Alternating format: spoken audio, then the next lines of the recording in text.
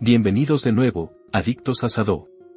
En el episodio anterior, mientras Kai todavía seguía cobrando las recompensas de su victoria de grado diamante, una amenaza mucho más fea ya estaba empezando a tomar forma.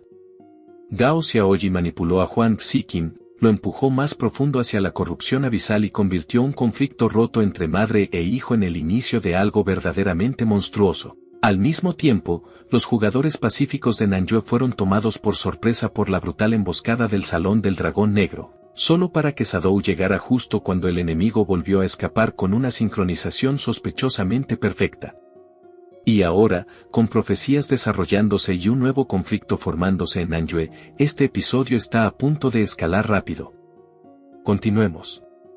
Los jugadores de Nanyue reaccionaron exactamente como cualquiera lo haría después de ser emboscados, saqueados y humillados. Estaban furiosos. Uno de ellos maldijo al gremio extranjero dios de la guerra por pelear como cobardes, atacando desde las sombras, robando botines de jefes y huyendo antes de que alguien pudiera responderles. Ai estaba igual de furiosa. Apretó su arma, llamó animales a los atacantes y se quejó de que nunca tenían el valor de pelear de frente, sino que solo dependían de ataques sucios y furtivos que hacían que una venganza de verdad fuera casi imposible.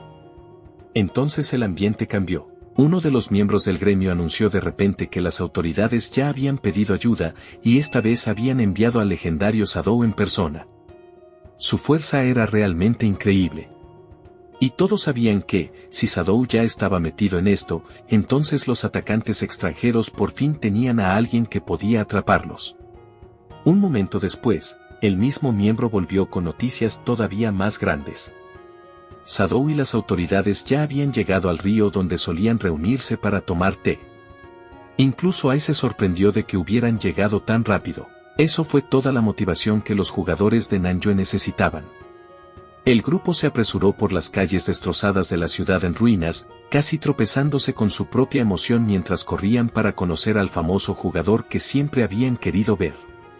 Cuando llegaron al río, los recibió una escena que de alguna manera era todavía más dramática de lo esperado.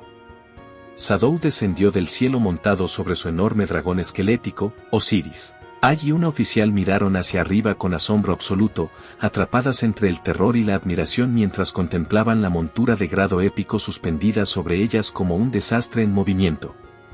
La oficial, conocida como una brizna de humo, dio un paso al frente para recibirlo junto a Ai, quien presentó a la alianza labios elevados. Pero incluso en ese momento, una brizna de humo notó algo extraño en el informe que dio el protagonista. Los atacantes habían huido tan rápido que ni siquiera recogieron la esperanza de vida que había quedado tirada en el suelo. Shadow confirmó ese detalle con calma e inmediatamente sacó la conclusión correcta. Los enemigos se habían retirado con tanta decisión porque ya sabían que él venía. Su ubicación y su llegada, que supuestamente había sido sigilosa, claramente habían quedado expuestas. Todavía sentado sobre Osiris, explicó rápidamente la situación. O alguien entre las autoridades había filtrado información, o el bando contrario tenía acceso a una clase única con algún tipo de habilidad de rastreo o de previsión. Así que, en lugar de perder tiempo, le pidió a una brizna de humo que le explicara la situación en Guangdong del Sur. Ella le dijo que las fuerzas más fuertes de la región eran el gobierno y la alianza de la hermana Ai. Los responsables del crimen pertenecían al gremio dios de la guerra, una facción relativamente pequeña compuesta en su mayoría por extranjeros. El gremio dios de la guerra tenía a un jugador de clase asesino que podía otorgar sigilo de alto nivel a los miembros de su grupo. Eso hacía difícil que el gobierno atrapara a esos tipos. Pero en circunstancias normales, el grupo solo había estado usando esa habilidad para cometer delitos menores. Luego explicó que había cambiado. Recientemente se habían unido a los miembros sobrevivientes del gremio Salón del Dragón Negro de la capital mágica. Desde entonces, su comportamiento se había vuelto mucho más agresivo. Lo que antes era una pequeña banda de ladrones se había convertido en una fuerza de matanza. El grupo de Ai ya se había convertido en su séptimo objetivo de ese mismo día. Shadow escuchó con atención e inmediatamente encontró un detalle sospechoso. Los restos del Salón del Dragón Negro no eran lo bastante fuertes por sí solos como para causar un caos de este nivel. Eso significaba que tenía que haber otra razón detrás de la repentina ola de asesinatos del gremio Dios de la Guerra. Una brizna de humo estuvo de acuerdo y compartió lo que las autoridades ya habían descubierto. El comportamiento de los atacantes era anormal incluso para estándares criminales. No solo estaban matando jugadores fuertes o robando botín valioso. Estaban masacrando a todos, incluidos los jugadores de bajo nivel, y a menudo dejaban atrás valiosa esperanza de vida solo para asegurarse de escapar con seguridad. Ese tipo de conducta imprudente había hecho que su valor de asesinato se disparara. Y en este mundo, eso no era solo un número. Un valor de asesinato alto bloqueaba la capacidad de un jugador para subir de nivel, hacía que soltara toda su esperanza de vida al morir y activaba castigos del sistema cada vez más severos. Así que sus acciones no tenían mucho sentido. Tal vez todo esto sí estaba relacionado con una clase oculta. Sadou ya conocía bastante bien las penalizaciones del sistema por asesinato, y precisamente por eso este patrón lo inquietaba. Cuanto más alto subía el valor de asesinato, más duras se volvían las restricciones. Pero lo más importante era que, una vez que el valor de asesinato de un jugador alcanzaba cierto umbral, el sistema podía invocar al ejecutor, una entidad demoníaca monstruosa de múltiples brazos que cazaría a ese jugador hasta borrarlo por completo. Esa cosa no era el tipo de mecánica que alguien activaba por accidente.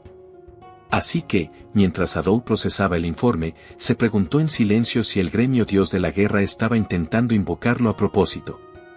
El problema era que todavía no podía ver por qué alguien querría hacerlo. Pero eso era solo la mitad de lo que le preocupaba. De alguna manera todavía habían sabido que él venía antes de que llegara, y se habían retirado de forma impecable. Sadou sabía que solo una clase era conocida por la verdadera predicción del futuro, la clase adivino. Y el único adivino que él conocía era Theodore, el hombre al que Sadou había matado personalmente durante la emboscada en el avión. Esa revelación lo golpeó con fuerza. Recordó, un poco demasiado tarde, que no había usado su habilidad maldición floreciente sobre Theodore para infligirle una muerte permanente. Lo que significaba que el cadáver de Theodore, o lo que quedara de su poder, todavía podría haberle servido a alguien más. Sadou inmediatamente armó la versión más horrible de la verdad. Lo más probable era que alguien del país M poseyera un objeto raro o una clase oculta relacionada con los muertos. Y quizá la habían usado para revivir a Theodore. Ahora por fin tenía una dirección. Miró hacia abajo desde su dragón y preguntó si una brizna de humo y Ai conocían la ubicación del escondite del gremio Dios de la Guerra. La oficial le dijo que era una fábrica subterránea llamada el Matadero Carmesí. Luego le preguntó si pensaba ir allí solo. Ai añadió que ya habían asaltado el escondite antes, solo para descubrir que toda la instalación estaba repleta de trampas de alto nivel que retrasaban a los intrusos lo suficiente como para que el enemigo escapara. A Sadou, naturalmente, la advertencia no le impresionó.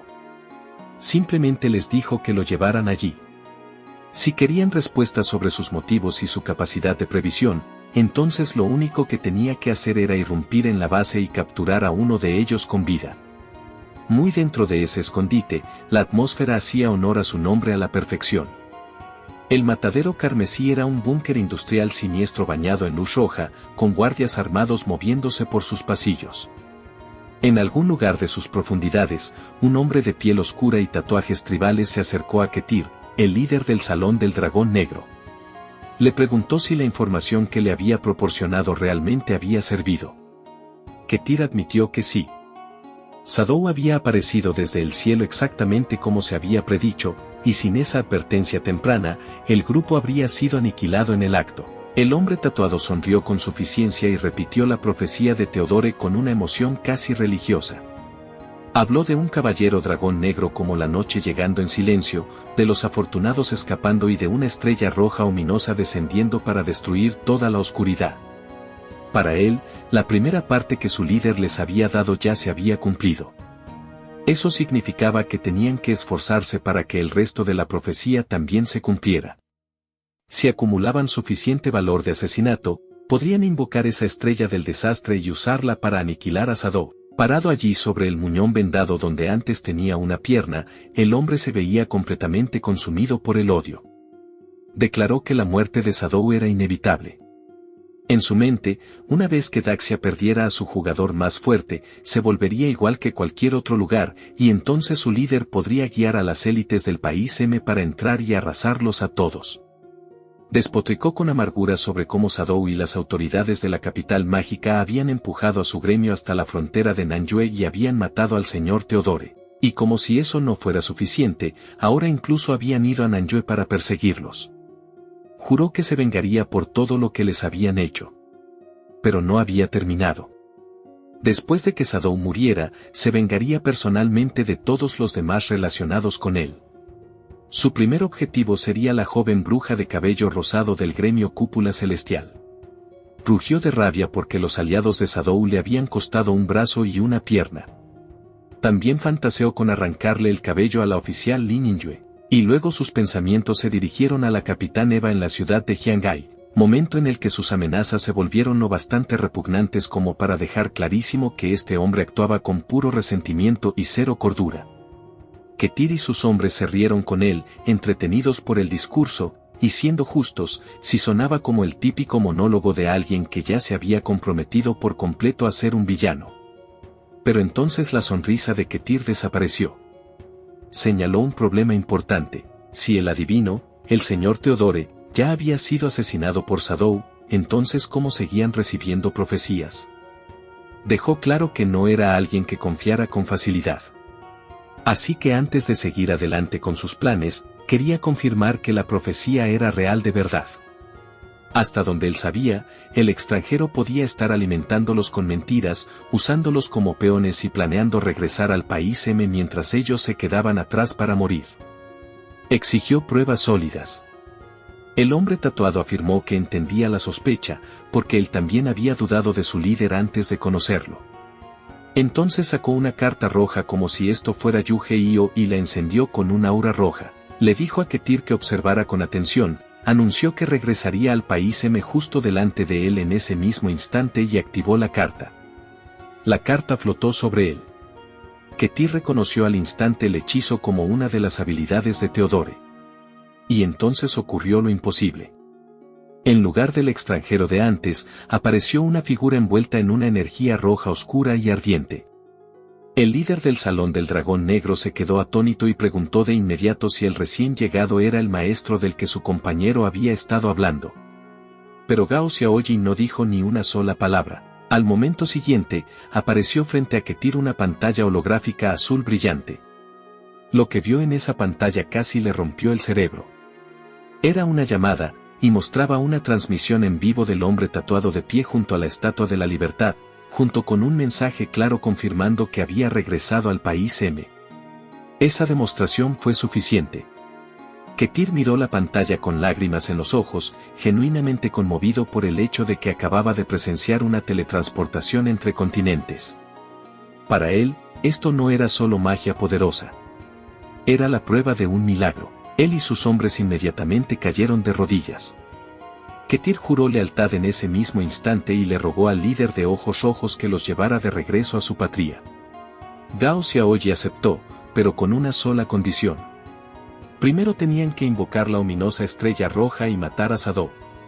Luego, mientras hablaba con calma, activó otra habilidad en secreto, armonía del yin y el yang. La habilidad de manipulación emocional surtió efecto al instante.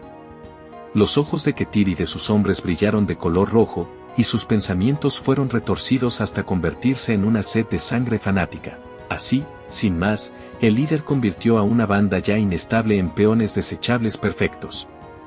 Mientras tanto, de vuelta en la superficie, Sadou llegó al matadero carmesí junto con Ai y otro jugador local. Se quedaron de pie sobre la base y miraron hacia abajo, hacia una zona hundida llena de niebla ominosa. El otro jugador señaló un enorme búnker de concreto y confirmó que ese era el escondite del gremio Dios de la Guerra. Le advirtió a Sadou que tuviera cuidado. El lugar era peligroso, difícil de recorrer y estaba diseñado para atraer enemigos al interior. La barrera de protección exterior se dejaba intencionalmente inactiva para que los intrusos entraran directo al laberinto interno de trampas. También explicó que las autoridades ya habían asaltado el escondite una vez durante un intento de capturar a Ketir, pero la operación había terminado mal por culpa de las trampas escondidas en el interior. Habían perdido a una enorme cantidad de personal allí. Sadou pensó en todo eso. A diferencia de lo que habían creído las autoridades, en realidad no había ninguna barrera de protección. Este tipo de escondites especiales dependían de las trampas internas. Viendo la utilidad del jugador local, luego le preguntó su nombre. Se llamaba Awang el Desafortunado, pero, a diferencia de lo que sugería su nombre, aseguró que en realidad tenía bastante suerte. Aparte de que a su equipo lo aniquilaban a menudo, de que los jefes entraban en frenesí contra ellos y de que todos los cofres del tesoro que encontraban resultaban ser trampas, él tenía suerte. Fue entonces cuando Ai volvió a intervenir para quejarse. Cada vez estaba más frustrada con las tácticas del gremio dios de la guerra. No eran lo bastante fuertes como para derrotar a su equipo, pero su escondite complicaba todo. Tenían una barrera de reconocimiento activa en todo momento. Así que, en cuanto Sadou entrara, sería detectado y Ketir intentaría escapar. Pero nada de eso le importaba al protagonista. Explicó que un escondite como ese funcionaba mediante un cristal núcleo en el interior, y que una vez lo tomaran, el escondite cambiaría de dueño de todos modos. Y bichos como ellos solo podrían dispersarse sin rumbo una vez que su nido fuera destruido. Entonces, de pie al borde del acantilado, les ordenó a ambos que se quedaran allí esperándolo. Él entraría solo a la base. Pero Awang lo detuvo casi de inmediato. Ai también estaba en contra de la idea. Como Sadou nunca había visto esas trampas antes, pensaban que ir solo era imprudente. En lugar de eso, ella se ofreció como guía. Awang estuvo de acuerdo en que su experiencia previa en la incursión como capitana al menos serviría para orientarse. Nuestro chico lo pensó un segundo y aceptó su oferta. Pero Awang quedaba descartado. Su nombre tenía la palabra desafortunado, y Sadou no quería llevar a nadie que pudiera traerle mala suerte. Pero el hombre, avergonzado, explicó que ese apodo era una broma de mal gusto hecha por su amigo. Argumentó que haber sobrevivido al apocalipsis ya debería haber sido prueba suficiente de que su suerte en realidad era bastante sólida. Sadou, sabiamente, no se dejó convencer. Aún así, les permitió ir con él, con la condición de que se protegieran si las cosas salían mal. Así que los tres saltaron hacia la entrada del búnker iluminada de rojo. Casi de inmediato, el matadero carmesí reaccionó. Una fuerte alarma del sistema resonó por los pasillos, anunciando que unos intrusos habían entrado en el escondite. En la sala de control, Ketir la escuchó y se puso rígido. Al ver su pánico, Gao Xiaoyi preguntó si pasaba algo.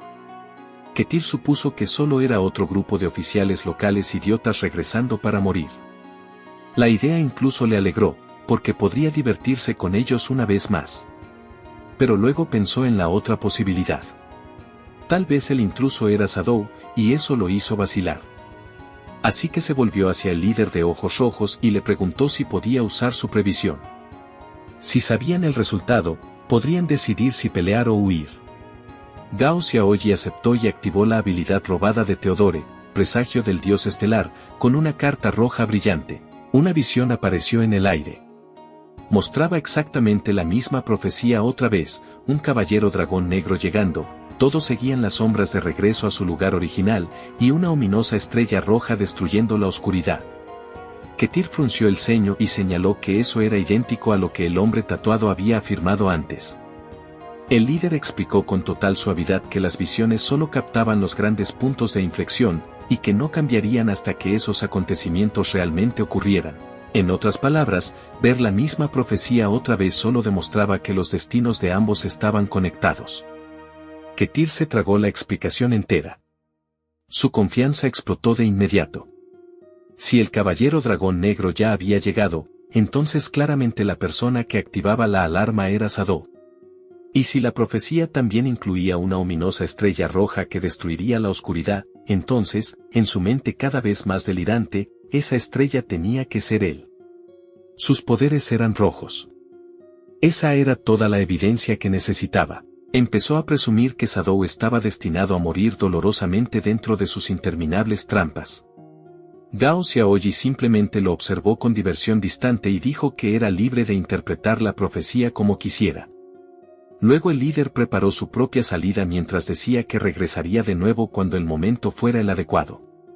Justo después de eso, usando la habilidad espacial de Theodore, desapareció al intercambiar lugares con el hombre tatuado. El lisiado apareció de vuelta. Mientras tanto, Ketir lo recibió de vuelta con un entusiasmo total. El hombre quedó horrorizado al darse cuenta de que su esperanza de escapar al país M no iba a ser tan fácil después de todo. Pero Ketir tenía otras cosas en mente. Afirmó que había llegado el momento de cumplir la profecía y matar a Shadow juntos, ya que él era la mencionada ominosa estrella roja. El hombre tatuado lo miró con absoluto terror. Había visto el poder de Shadow de cerca. Sabía exactamente lo insensato que era creer que podían ganar. Abajo, en el búnker, guió a Shadow y a Awang hasta la primera sala de trampas. Una espesa niebla roja llenaba el pasillo industrial, y ella los detuvo rápidamente. Había una trampa justo donde estaban a punto de caminar, y ya habían perdido a mucha gente allí antes. Entonces, levantando un mapa, señaló una ruta segura formada por baldosas azules brillantes en el suelo. Les dijo a ambos que siguieran exactamente ese camino y les advirtió que no pisaran en ningún otro lugar. Shadow recorrió el camino sin ningún problema, mientras Awang lo siguió con nerviosismo bajo las indicaciones de Ai. Una vez que llegaron al otro lado, preguntó qué pasaría si alguien pisara las baldosas equivocadas. Para demostrar exactamente lo que ocurriría, Ai lanzó un pedazo de piedra sobre una de las trampas. Explicó que las baldosas equivocadas activaban púas ocultas que saldrían disparadas desde todas las direcciones y te convertirían en un pincho humano. La piedra cayó con un fuerte golpe seco. Pero no pasó nada. La sala quedó en silencio. Todos miraron la piedra. Seguía sin pasar nada. Shadow preguntó con calma si ella estaba segura de que alguna vez había habido trampas allí. Irritada, insistió en que sí las había.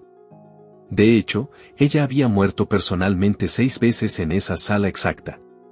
Decidida a demostrar que no se lo estaba inventando, comenzó a pisotear ella misma las baldosas oscuras. Seguía sin pasar nada. Awang se disculpó con torpeza por su comportamiento y sugirió que siguieran avanzando, ya que al parecer las trampas estaban averiadas. Entonces, pensando que ahora todo era seguro, dio un paso hacia una baldosa normal. Al instante hizo clic. Una luz roja de advertencia brilló bajo sus pies. Justo en ese momento, púas negras explotaron hacia arriba desde el suelo.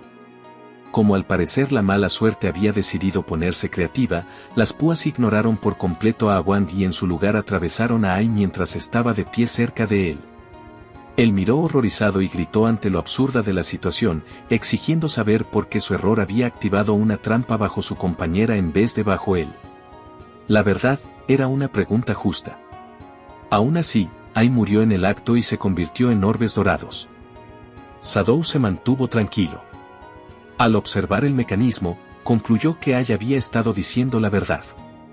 El enemigo debió de haber cambiado la configuración de las trampas, convirtiendo la antigua ruta segura en un camino mortal. Eso cambió la situación de inmediato. Shadow le dijo enseguida a Awang que recogiera los orbes que Ai había soltado y abandonara el búnker. El conocimiento previo que tenían acababa de volverse inútil. Pero antes de que eso pudiera pasar, Ketir y sus hombres, que habían estado observando desde una sala de control oculta, confirmaron que el intruso realmente era Shadow. Sonriendo con malicia, Ketir se burló de la idea de que pudieran simplemente darse la vuelta e irse. Entonces estampó el puño sobre un enorme botón rojo. Un fuerte estruendo mecánico sacudió la sala. El suelo bajo Shadow y Awang se partió en dos, y ambos cayeron por un pozo oculto debajo. El jugador local gritó durante toda la caída. Shadow, naturalmente, acomodó su postura en el aire como si aquello fuera solo una pequeña molestia. Cuando aterrizaron, Awang cayó de espaldas contra el suelo con la nariz sangrando, mientras Shadow aterrizó limpiamente sobre sus pies. El protagonista de inmediato echó un rápido vistazo a su alrededor. Se encontraron atrapados dentro de una cámara oscura con paredes manchadas de sangre. Un chisporroteo estático sonó frente a ellos, y entonces una gran pantalla en la pared cobró vida con un parpadeo. Una voz distorsionada le dio la bienvenida a Shadow a su hogar con una hospitalidad falsa. Cuando la imagen se estabilizó, Ketir apareció en la pantalla usando una máscara inquietante. Anunció que quería jugar un juego. Al parecer este tipo era fanático de las películas de Saw. La trampa de la sala quedó clara casi de inmediato. Grandes sierras circulares estaban montadas en las paredes cerca de dos posiciones marcadas en el suelo. Ketir estaba encantado de tener al famoso Shadow dentro de una de sus cámaras. Las reglas del juego eran simples, tenían que pararse en los círculos junto a las motosierras. Shadow, sin preocuparse en absoluto, entró con total tranquilidad en su posición y un pedestal con un botón rojo apareció justo a su lado. Entonces Ketir explicó aún más el juego. Tenían que turnarse para presionar sus botones. Cada pulsación tenía una probabilidad de 1 entre 6 de activar la sierra del otro. Con cada turno, esa probabilidad aumentaba hasta que la sexta pulsación garantizaba una muerte. Quien sobreviviera se quedaría con la esperanza de vida del otro y se le permitiría salir. A Wang señaló de inmediato la falla obvia. Aunque uno de los dos muriera, simplemente podría reaparecer más tarde, y el sobreviviente podría devolverle la esperanza de vida. Desde su punto de vista, Shadow era básicamente invencible de todos modos, y no había manera de que una motosierra elegante de escondite pudiera matarlo. Shadow no dijo nada. Ketir se rió y le dijo que era un tonto. Dentro de su escondite de grado esmeralda, las reglas eran absolutas. Incluso para él. La trampa mataría a cualquiera, sin importar lo fuerte que fuera. Luego, porque al parecer el juego de las sierras no era lo bastante dramático, Ketir añadió una segunda capa. Liberó en la sala un enjambre de repugnantes criaturas parecidas a arañas. Wang instintivamente sacó un cuchillo para matarlas, pero Shadow lo detuvo e identificó a los monstruos como insectos explosivos de pesadilla. Si sufrían daño, explotarían, esparcirían gas venenoso de pesadilla y crearían una reacción en cadena mortal. Wang se sintió aliviado y rápidamente intentó esquivar a una de ellas en lugar de matarla. Por desgracia, al echar el brazo hacia atrás, una de las criaturas cayó sobre su cuchillo. Explotó al instante. Una energía púrpura estalló por toda la sala.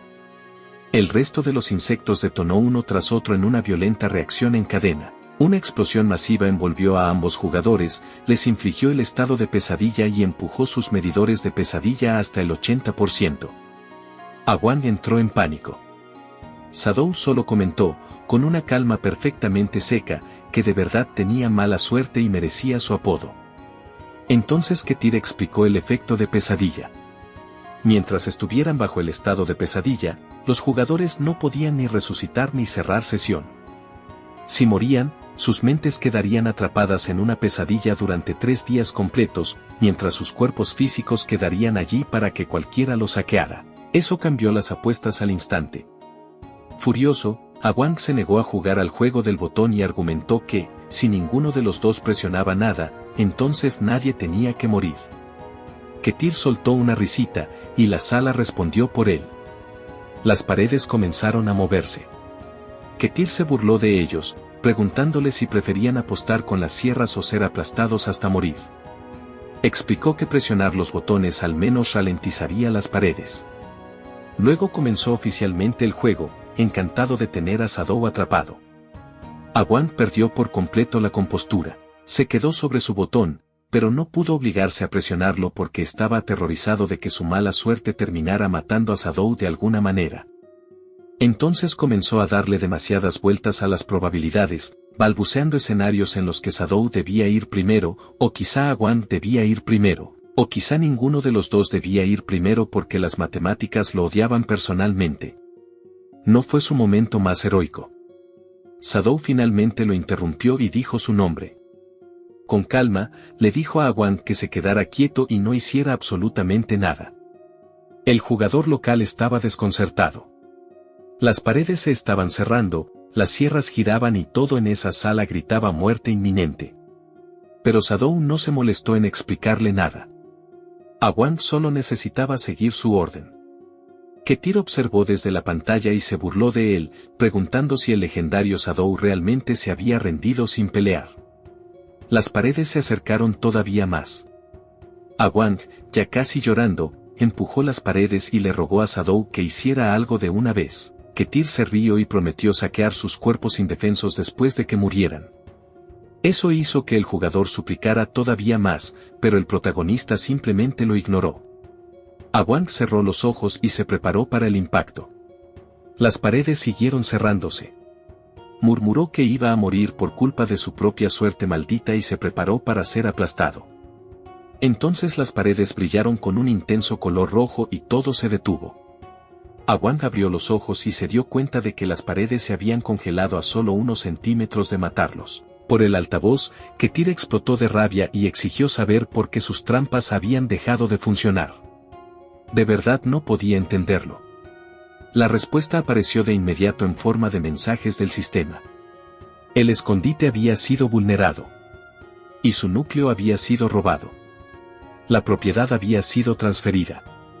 Y antes de que Ketir pudiera siquiera procesar eso, pasó algo todavía peor. En la pantalla en vivo, uno de los pequeños dragones de Shadow lo atacó directamente dentro de la sala de control. Fue entonces cuando la verdad del plan de Shadow quedó clara. Mientras Ketir había estado ocupado fingiendo ser Zoe y actuando como si fuera el protagonista de la siguiente película, Shadow ya había actuado. Ni siquiera Awang sabía cómo había tomado el escondite desde donde estaba. Pero la mente de Shadow estaba en otra cosa. En vez de celebrar, le preguntó telepáticamente a Osiris por qué la operación había tardado alrededor de 1 minuto más de lo esperado. Ahí fue cuando pudimos ver lo que había pasado en la sala de control. Shadow había usado en secreto la habilidad invocación del dragón de hueso y había invocado 12 guibernos espectrales antes de entrar al búnker. Afuera, el enorme dragón esquelético se disculpó con su amo.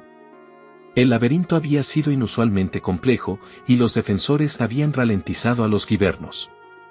Pero la misión aún así había tenido éxito. Pronto apareció un guiberno llevando el cristal núcleo robado. Otro había inmovilizado a Ketir en la sala de control. Shadow aceptó la explicación y le ordenó al dragón desactivar las trampas y abrir un camino seguro, y Awang solo pudo mirar con asombro. Cuando estaban a punto de salir sanos y salvos de la sala, por fin se dio cuenta de que Shadow había planeado la infiltración incluso antes de que entraran al búnker. El juego mortal solo había sido una distracción. Ellos nunca habían sido la verdadera fuerza de asalto. Eran carnada. Shadow confirmó eso. Luego, con un timín impecable, añadió que el plan habría salido mejor si la mala suerte de Awang no hubiera hecho explotar a los insectos de pesadilla. Awang puso esa sonrisa avergonzada que pone un hombre cuando sabe que eso, por desgracia, es totalmente cierto. Como el estado de pesadilla todavía hacía peligrosa la muerte, Shadow decidió no mantener a Awang cerca más tiempo del necesario. Le ordenó a uno de los guibernos que sacara a Awang del búnker cargándolo.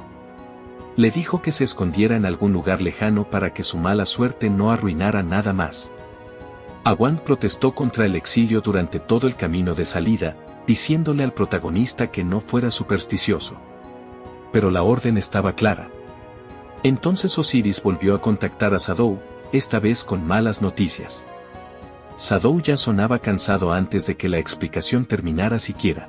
Osiris informó que el grupo de Ketir había usado una habilidad de autodestrucción para evitar ser capturado y luego reaparecer en otro lugar. No lograron conservar a los prisioneros, pero eso había dejado en el suelo cientos de años de esperanza de vida como botín. Shadow entendió al instante la peor parte. Su plan cuidadosamente diseñado había salido casi perfecto, solo para que los objetivos clave desaparecieran en el último paso.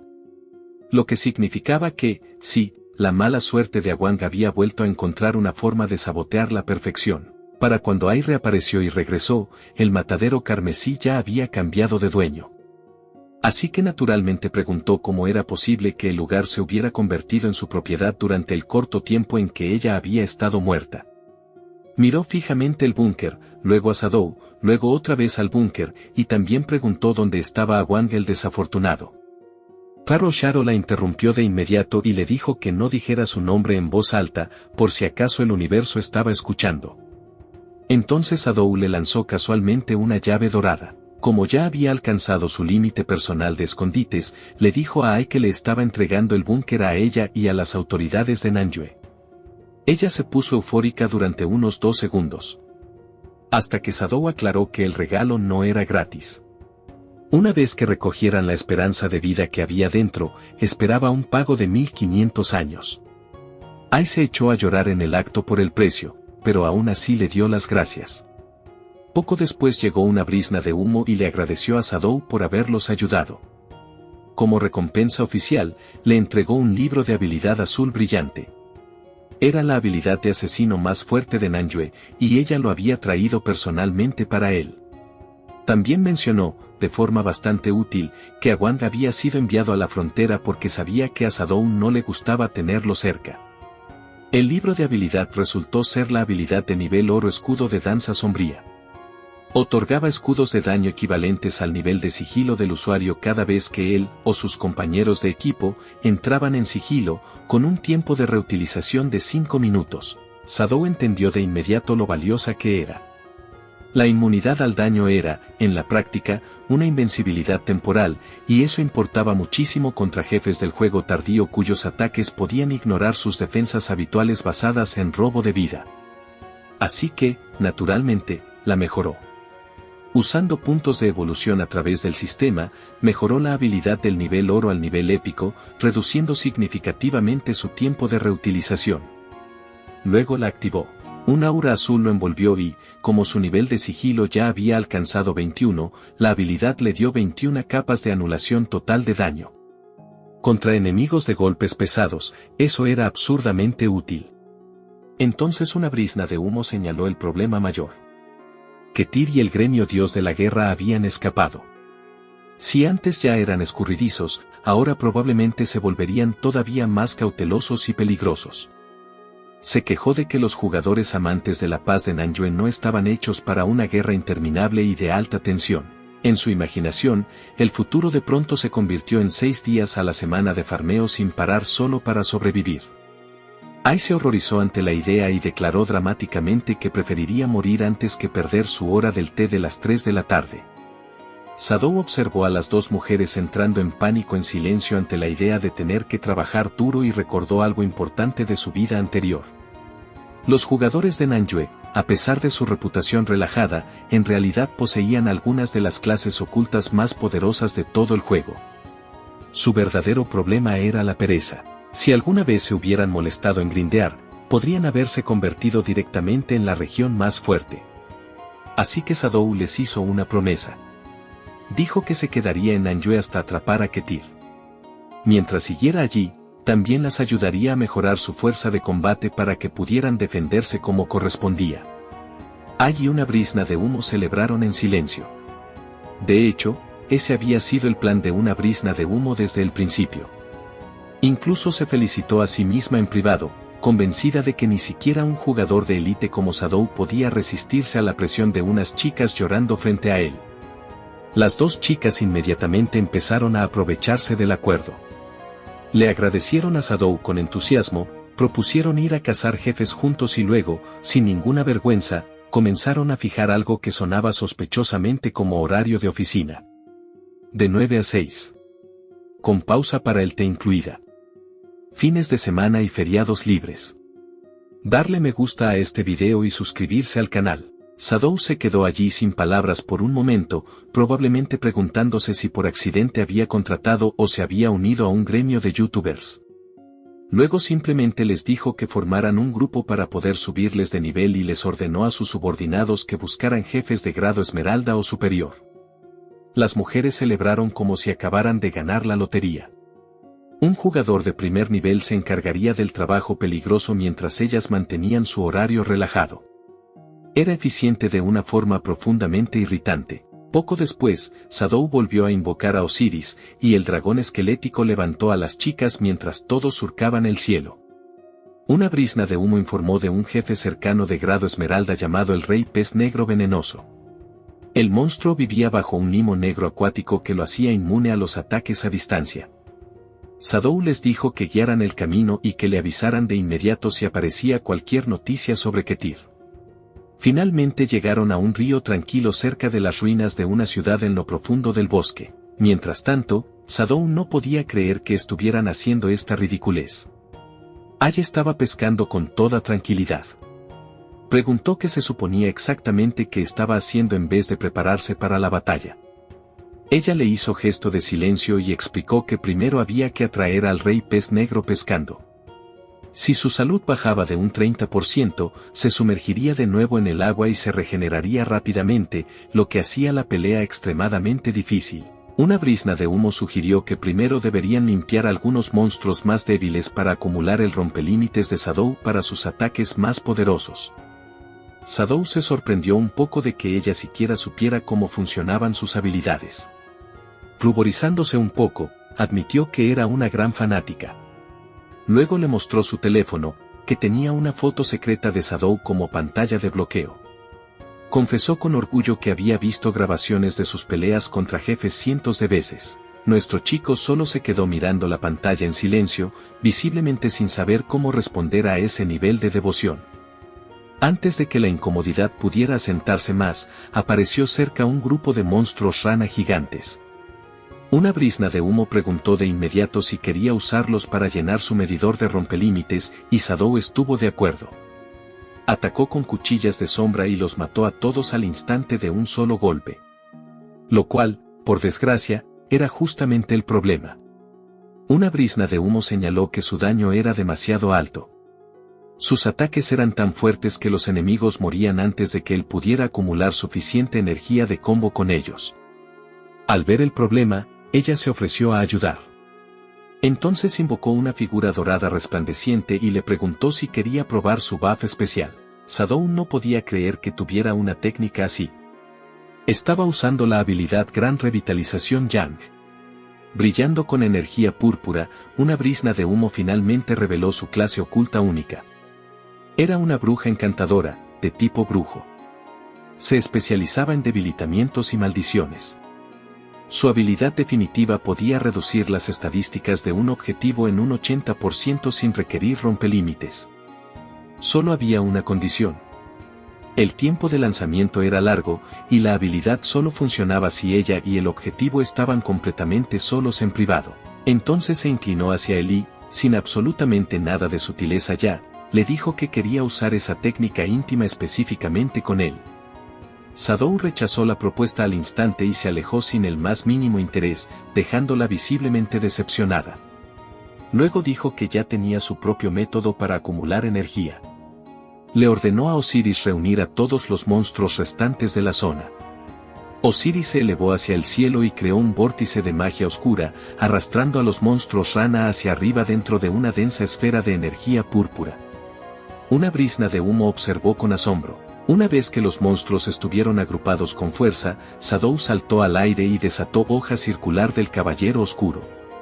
Una enorme onda circular de energía roja atravesó de golpe a todos los enemigos atrapados. Los números de daño explotaron por todas partes. Una brizna de humo miró la escena y gritó que había demasiados ceros para contarlos. ¿Cuánto daño era eso exactamente? Cuando Shadow aterrizó, su rompelímites estaba al máximo. Anunció con calma que estaba listo. Luego le preguntó a Ai si el pez había picado. Justo a tiempo, la caña de pescar de la hermana Ai se dobló violentamente. Forcejeó un momento, gritó que el monstruo había mordido el anzuelo y luego tiró hacia arriba con toda su fuerza. Un pez gigante de escamas negras salió disparado del río, chorreando limo oscuro y mirando con ojos rojos. Había llegado el rey pez negro venenoso, un jefe de grado esmeralda de nivel 20. Ai retrocedió de inmediato y le dejó el resto a Shadow, lo cual, siendo honestos, parecía una decisión profesional muy sensata. Shadow fijó su objetivo en el jefe y abrió con su habilidad definitiva, Colmillo Carmesí. Un enorme tajo rojo cortó al monstruo e infligió 40.000 de daño. Pero en el momento en que apareció el número, percibió un problema. Sus ojos analizaron rápidamente los datos de combate e identificaron el problema de inmediato. La gruesa capa de limo del pez le otorgaba una reducción de daño del 90%. Si ni siquiera su definitiva podía matarlo de un solo golpe, entonces, una vez que su vida bajara del 30%, simplemente volvería a sumergirse en el río y se curaría. El pez rugió y preparó un contraataque. Echó el cuerpo hacia atrás y escupió una ola de lodo tóxico podrido hacia la orilla del río. Agi y una brisna de humo huyeron presas del pánico porque, a diferencia de Sadou, no tenían ningún deseo particular de ser licuadas por veneno de pez. Sadou ignoró el ataque y en su lugar usó liberación elegante y sombra de la aniquilación. Sus 3 clones aparecieron con orbes dorados a su alrededor. Luego, en un destello de luz azul, él y los clones usaron corte instantáneo de sombra y destrozaron al pez. Después del golpe, también se activó corte de garganta, infligiendo un total de 843.246 de daño. Sadou aterrizó sobre la orilla lodosa del río.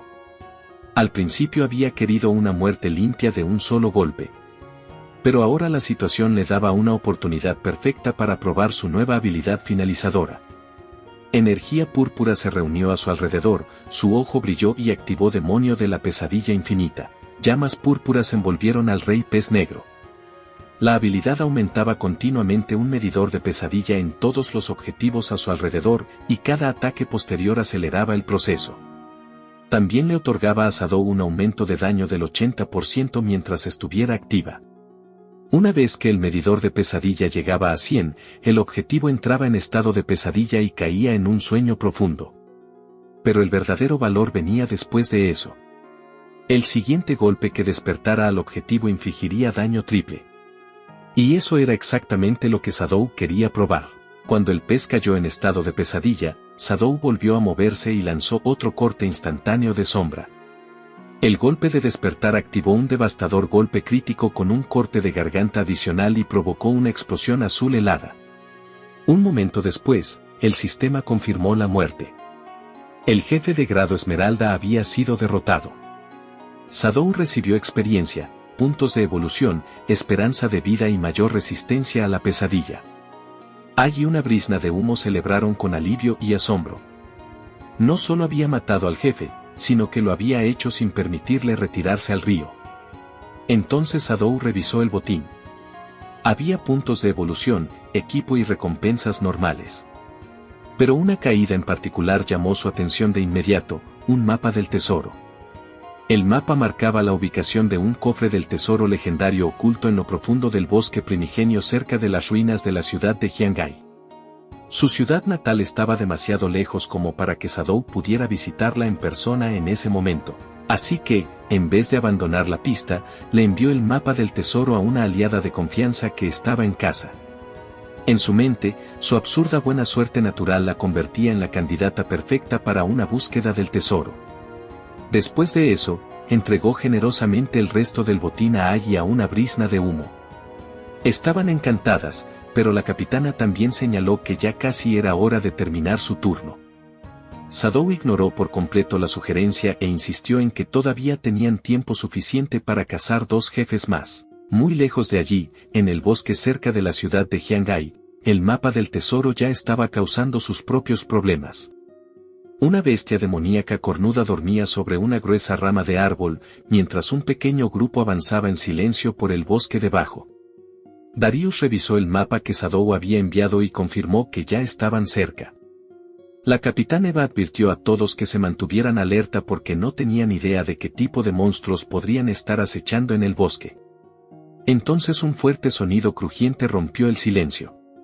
De hecho, siguió ocurriendo. Darius y Eva se giraron, molestos, y descubrieron de inmediato la fuente. Gran Ciruela avanzaba felizmente montada en su alpaca mientras comía galletas saladas. Darius la regañó en el acto, advirtiéndole que ese ruido atraería monstruos. La capitana Eva también se sumó al regaño, diciendo que parecía que estuviera en un picnic en vez de en una peligrosa misión de búsqueda del tesoro. Gran Ciruela, completamente despreocupada, explicó que su buena suerte había estado fallando últimamente, así que estaba intentando repararla. Eso dejó a los demás todavía más confundidos. Según Gran Ciruela, las galletas saladas no eran bocadillos normales. Se las había comprado a un mercader misterioso dentro del sistema después de limpiar una mazmorra. El mercader había afirmado que eran tesoros raros de otro mundo que traían buena suerte. Incluso se las ofreció a los demás. A la capitana Eva la historia le pareció adorable. Darius, que ya se estaba comiendo una, admitió que estaban irritantemente deliciosas.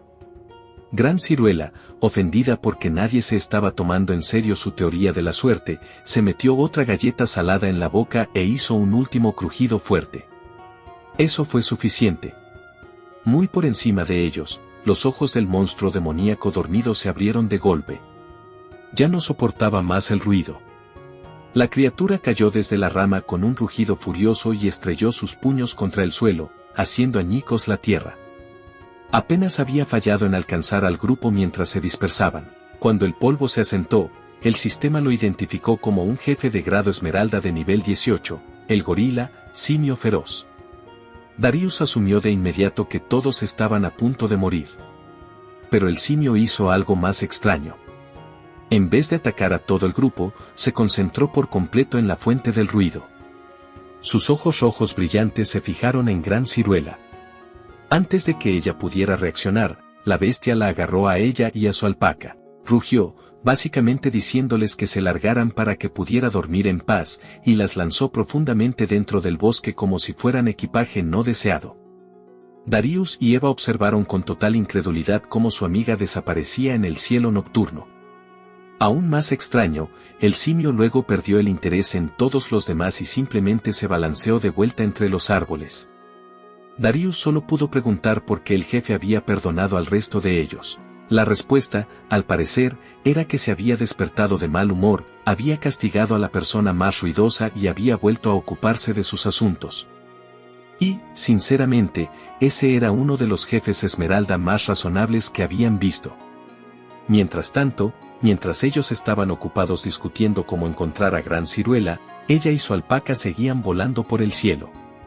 En ese punto, lo único que podía hacer era gritar pidiendo ayuda mientras prácticamente recreaba un entrenamiento de caída libre sin paracaídas. Atravesaron enredaderas y cayeron dando tumbos dentro de un oscuro pozo oculto en algún lugar del bosque. La alpaca quedó enredada en las enredaderas de arriba, pero Gran Ciruela siguió cayendo y al final golpeó el duro suelo de tierra de abajo. Cuando se incorporó, sintió alivio al darse cuenta de que las enredaderas habían amortiguado la mayor parte de la caída. Aún así, se quejó de que su suerte últimamente se sentía terrible y se preguntó si las galletas mágicas habían sido una estafa después de todo. Entonces notó un brillante resplandor púrpura cerca. Se giró y encontró un cofre del tesoro púrpura marcado con un emblema brillante en forma de estrella. Al instante, su ánimo cambió. El símbolo coincidía perfectamente con el mapa.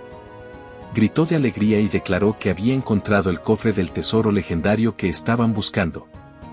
Olvidando incluso la prudencia más básica, corrió hacia él mientras su alpaca seguía colgando indefensa de las enredaderas de arriba. Justo antes de que llegara al cofre, la alpaca forcejeó con tanta fuerza que rompió el collar de galletas saladas que llevaba puesto. Las galletas llovieron desde arriba, rebotaron contra Gran Ciruela y quedaron esparcidas sobre el cofre. El emblema de la estrella brilló. Se abrieron ojos en la madera. El cofre gruñó. Entonces se abrió de golpe, revelando filas de dientes afilados y una lengua enorme. La alerta del sistema apareció de inmediato. El tesoro legendario en realidad era un jefe de grado esmeralda de nivel 20 conocido como el Devorador. Gran Ciruela gritó y retrocedió tambaleándose, aterrorizada. El tesoro legendario era la verdadera estafa.